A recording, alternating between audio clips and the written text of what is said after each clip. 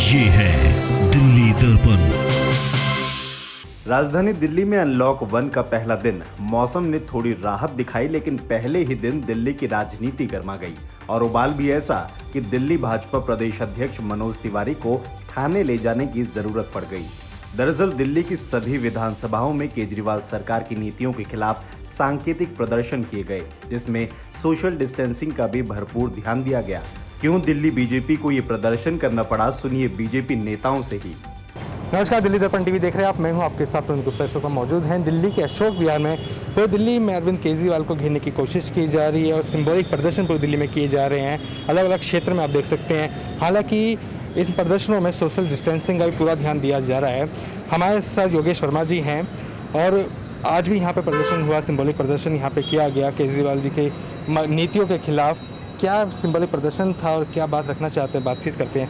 योगेश जी बताइए, कैसा आज इकट्ठे हो रहे हैं सब? आज पूरी दिल्ली के अंदर 70 विधानसभाओं में प्रत्येक जगह पर हमारे सभी मंडल के जो है प्रधान महामंत्री, वहाँ से विधायक जो चुनाव लड़े और निगम पार्षद 4-4, 5-5 लोग प्रत्येक मंडल से यहाँ पर हर विधानसभाओं में इकट्ठे हो रहे हैं। और केजरीवाल ने जो दिल्ली के अंदर कोरोना वैश्विक महामारी आई उसमें जो पूर्ण रूप से फेल हुआ है, केवल विज्ञापन के रूप में वो चर्चित रहा है, उसकी नीतियों का पर्दाफाश करने के लिए हम लोग यहाँ पर इकट्ठे हुए।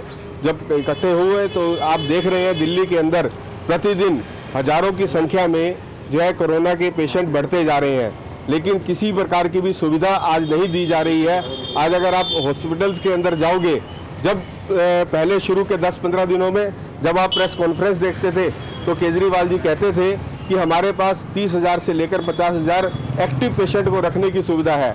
लेकिन जब ये मुद्दा कोर्ट में गया तो कोर्ट के अंदर उनके वकील ने जाकर ये माना कि उनके पास केवल 3150 लोगों को ही पेशेंट को रखने की सुविधा है। इस पर हम सभी लोगों ने आज विरोध प्रदर्शन किया। उसके बाद आज केजरीवाल सरकार जो पहले उन्होंने सारे शराब के ठेके खोल दिए, वहाँ पर जो है जिसके कारण वहाँ पर बीमारी भी फैली और आज वो कहते हैं कि हमें केंद्र से 5,000 करोड़ चाहिए। पिछले दिनों की अगर आप 15 दिनों की अखबार उठा लेंगे तो आपको करोड़ों रुपए के जो विज्ञापन देखने को मिलेंगे। यदि यह व्यक्ति उतना पैसा हॉस्पिटल की सुविधाओं में लगाता, वेंटिलेटर को लगाता और लोगों को सुविधाएं देने में लगाता तो मेरे ख्याल से शायद दिल्ली की हालत इतनी बुरी ना होती। उन्हें केवल अपना फेस दिखाने की एक आदत पड़ चुकी है। प्रतिदिन वो टीवी पर आते हैं और अपनी बात कहकर कि मैं दिल्ली के अंदर ये कर रहा हूँ, वो कर रहा हूँ, लेकिन काम के नाम पर बिल्कुल जीरो है। आज हम सभी लोग एक सिंबॉलिक प्रदर्शन यहाँ पर कर रहे हैं। पूरी दिल्ली के अंदर इस प्रकार के प्रदर्शन चल रहे हैं। बात राजनीति की नहीं है। भारतीय जनता पार्टी का सारा कार्यकर्ता जब से मोदी जी ने कहा और लॉकडाउन हुआ, सेवा के निरंतर कामों में लगा था। राशन की किटें बांट रहा था, उसके बाद रसोइया चला रहा था, उसके बाद दवाइयाँ वितरण कर रहा था। लेकिन ये केजरीवाल पहले दिन से भ्रष्टाचार में लगा था, झूठ बोलने पर लगा था। राशन की किटों के नाम पर भ्रष्टाचार, खाने की जो क्वालिटी, पूरी दिल्ली में रसोइयाँ चल रही थी खाने के किसी समाज सेवी संस्था की एक शिकायत नहीं है और इसके खाने दाल की जगह पानी मिल रहा था।